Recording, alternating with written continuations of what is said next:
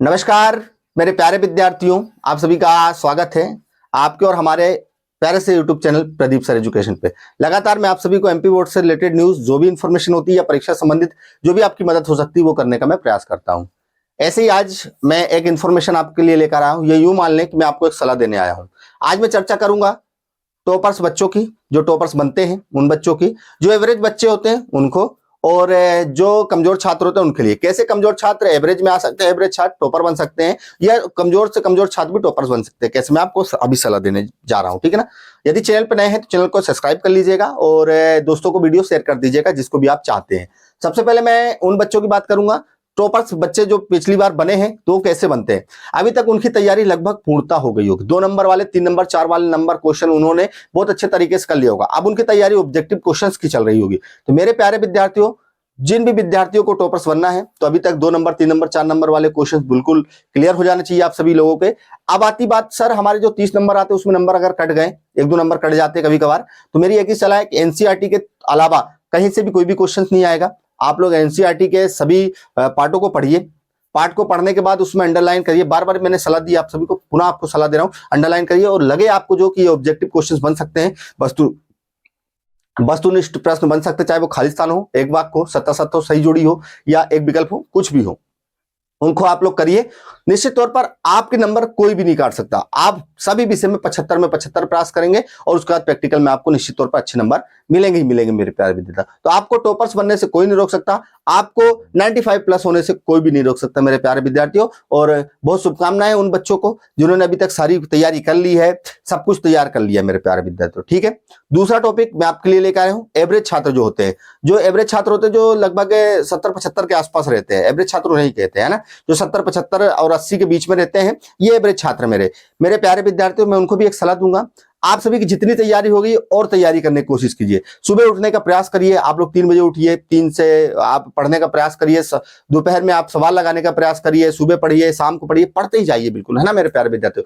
तो एवरेज छात्रों के लिए भी यही सलाह है कि आप 2 नंबर वाले, 3 नंबर वाले, 4 नंबर वाले क्वेश्चन जल्दी से तैयार कर लीजिए, क्योंकि ऑब्जेक्टिव का समय आपके पास फिर नहीं बचेगा। तो ऑब्जेक्टिव प्रश्नों के लिए एनसीईआरटी के बुक से अच्छा कुछ नहीं मेरे प्यारे विद्यार्थियों। चाहे कोई कुत्ता ही बता दे, परीक्षा दल बता दे, परीक्षा बोध बता दे, चाहे कुछ भी बता दे, लेकिन एनसीईआरटी की बुक्स के अलावा क्वेश्चंस कहीं से नहीं बनेंगे मेरे प्यारे विद्यार्थियों। उससे हाय आपको ऑब्जेक्टिव प्रश्न ढूंढना है, किसी के जीवन काल के, कोई कब मरा है, कोई कब जिया है, कौन सी ग्रंथ लिखी है, कौन सी पुस्तक लिखी है, या उस समाज में गया, जैसे समाज विज्ञान में चला जाए, केमिस्ट्री के भी पूछ सकते हैं न्यूमेरिकल, उसमें फिजिक्स में भी हो सकता है, मैथ्स में भी हो सकता है, चाहे विज्ञान हो चाहे इंग्लिश हो, कुछ भी हो मेरे प्यारे विद्यार्थियों, एनसीईआरटी की बुक के अलावा कहीं नहीं आएगा मेरे प्यारे विद्यार्थियों। ये चीज विशेष ध्यान रखिएगा। ठीक है मेरे प्यारे विद्यार्थियों। तो यही सलाह है आपको सभी लोगों को कि आप अगर 70-75 की सोच रहे तो और मेहनत करिए, तो 80-85-90 तक आप पहुंच सकते हैं मेरे प्यारे विद्यार्थियों। सबसे मोस्ट मुझे लगता है कमजोर से कमजोर छात्रों के लिए, जो कमजोर छात्र हैं तो उनके लिए मैं मोस्ट ये वीडियो लेकर आया था। तो मेरे प्यारे विद्यार्थियों, आप सभी को यही सलाह है।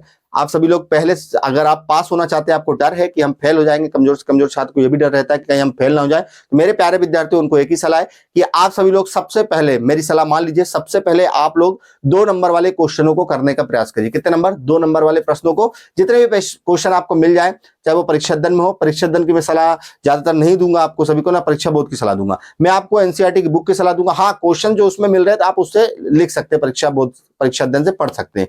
मैं आपको बुक की सलाह दूंगा। जो भी बुक में आप तो पहले जाइए, कोई सी बुक उठाइए जो आपको लगे कि 2 लाइन का क्वेश्चन इसका आंसर है, परीक्षा दल में आंसर उसके दिए होंगे, 2 नंबर का क्वेश्चन है, ये आपके टीचर्स लिखवाए होंगे। तो अगर 2 नंबर 2 लाइन में, तो उन सभी क्वेश्चनों को आप याद कर लीजिए मेरे प्यारे विद्यार्थियों। ठीक है ना। 24 नंबर के क्वेश्चंस होते हैं क्लास 10th में शायद, है ना, ऐसे ही क्लास 12th में होते हैं। तो मेरे प्यारे विद्यार्थियों, आपको मोस्ट सलाह है, ये 24 नंबर अगर आप पा सकते हैं, मैं कहता हूं 24 नहीं आएंगे तो 20 नंबर आप पा सकते हैं मेरे प्यारे विद्यार्थियों। तो निश्चित तौर पर आप लोग पाइए। ठीक है ना। सबसे पहले पढ़िए, उसके बाद मैं 3 नंबर की सलाह नहीं दूंगा आप लोगों को। फिर उसके बाद नंबर 4 नंबर के क्वेश्चन सिलेक्ट होते हैं आपके स्कूल में, परीक्षा दल में भी आपको दिखाई देंगे काफी सालों से जो आए, तो उनको कर लीजिए।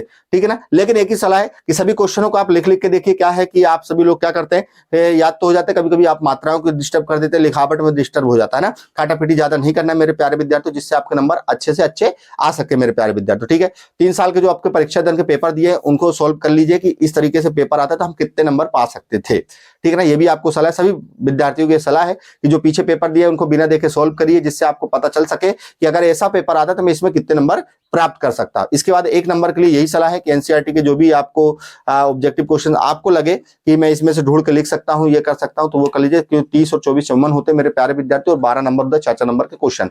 तो कितना होगा मेरे प्यारे विद्यार्थी, 24 56 66 नंबर के, बाकी 3 नंबर के बहुत सारे क्वेश्चन होते हैं जिसमें विद्यार्थी काफी कंफ्यूज हो जाता है। तो यही सलाह है कि 2 नंबर वाले क्वेश्चनों पर फोकस करिए और 4 नंबर वाले क्वेश्चनों पर फोकस करिए, ठीक है। उसके बाद ऑब्जेक्टिव क्वेश्चन आप परीक्षा दल से, परीक्षा बोर्ड से, मॉडल पेपर से, बाकी जो आपके त्रैमासिक में पेपर हुआ, अर्धवार्षिक में, प्री बोर्ड समय पेपर हुआ, उनको भी अच्छे से पढ़ के जाइए। निश्चित तौर पर आपको बेनिफिट जरूर होगा मेरे प्यारे विद्यार्थी। मेरी सलाह यही थी, आप लोग मान लीजिए 2-4 दिन 5 दिन बचा है पेपर में, इतना थोड़ा सा करके देख लीजिए, निश्चित तौर पर आप सभी को बेनिफिट जरूर होगा। और दूसरी बात मेरे प्यारे विद्यार्थियों, सभी लोग उठने का प्रयास करिए। यदि आप जल्दी नहीं उठेंगे तो निश्चित तौर पर आप मात खा जाएंगे। काफी विद्यार्थी होते हैं जो इस समय मोबाइल चला रहे हैं ज्यादा से ज्यादा और लेट उठ रहे हैं, तो मेरे प्यारे विद्यार्थी जल्दी उठने का प्रयास करिए और मोबाइल कम से कम चलाइए, ठीक है मेरे प्यारे विद्यार्थियों। बाकी कोई भी इंफॉर्मेशन या सलाह चाहिए हो तो इंस्टाग्राम को फॉलो कर लीजिएगा, मैं वहीं आपको फॉलो कर दूंगा। पीएस कोचिंग क्लासेस नाम से इंस्टाग्राम आईडी है अपनी, ठीक है मेरे प्यारे विद्यार्थियों। जय हिंद, जय भारत, जय वंदे मातरम, जय श्री राम।